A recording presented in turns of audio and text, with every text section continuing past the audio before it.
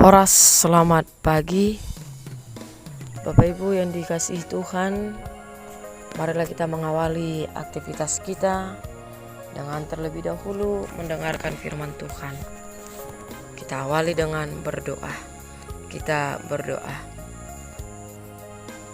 Engkau Allah yang baik, yang penuh kasih, yang masih memakai kehidupan kami untuk melakukan hal yang baik. Oleh sebab itu Tuhan, mampukan kami sepanjang satu hari ini untuk mendengar firman-Mu yang menjadi kekuatan menjalani hidup dan aktivitas kami sepanjang satu hari ini. Amin. Saudara yang terberkati oleh Tuhan, firman Tuhan yang mengawali aktivitas kita sepanjang satu hari ini yang tertulis di dalam Amsal 4 ayat 10.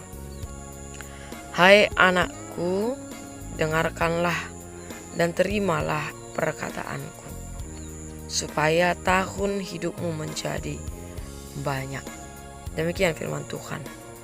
Saudara yang dikasihi dalam nama Tuhan Yesus Kristus, bukan hal yang baru bagi kita apabila kita mendapatkan sebuah nasihat dari orang tua atau orang-orang terdekat, atau mungkin juga dari orang yang jarang berkumpul dengan kita. Pada intinya, semua nasihat yang baik itu adalah untuk satu tujuan yang baik bagi kita. Memang sering sekali nasihat yang baik itu bisa membuat hati kita akan tergelintir atau sakit hati, pedas, dan membuat hati tidak senang terhadapnya. Namun, apabila kita mengabaikan dan meremehkan nasihat yang baik dari mereka yang mengasihi kita, akibatnya kita akan mendapatkan satu hadiah atas tindakan kita, yaitu penyesalan.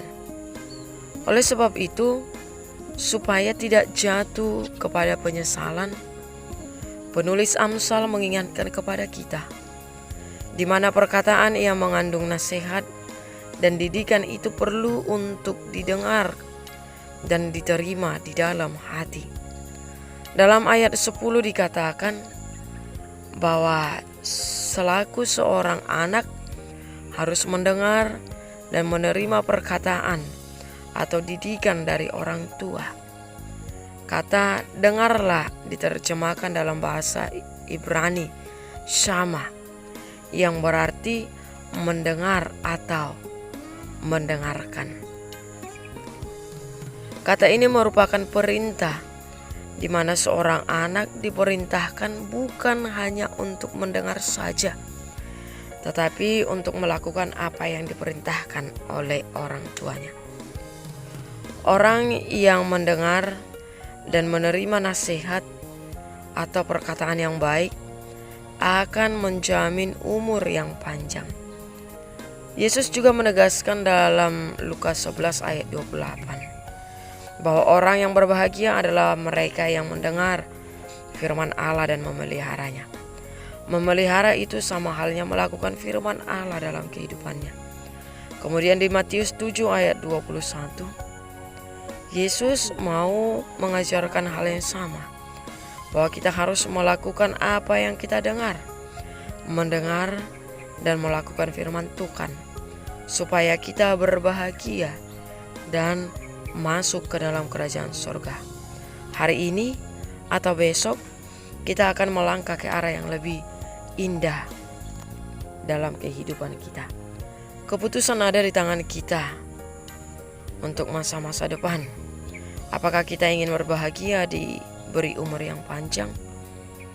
Keputusannya adalah mendengarkan dan melakukan firman Tuhan dalam kehidupan kita. Baiklah kita Bapak Ibu Saudara-saudari, sebagai orang tua, kita mengajarkan, mendidik, menyampaikan setiap firman, setiap ajaran yang baik kepada anak-anak kita. Yakinlah ketika kita menasehati mereka, walaupun sesaat mereka menolak setiap perkataan kita, tetapi mari kita yakini bahwasanya perkataan, nasihat ajaran yang kita berikan kepada mereka, suatu saat mereka akan menerima itu dan mengaminkan bahwasanya itu bermanfaat di dalam kehidupan kita. Dan biarlah kita juga mampu menerima setiap nasihat, mendengar yang baik yang boleh mengubahkan hidup kita ke arah yang lebih baik. Tuhan memampukan kita menjadi orang Kristen yang boleh hidup di dalam nasihat Tuhan, yaitu dengan setia mendengar dan melakukan firman Tuhan. Amin, kita berdoa.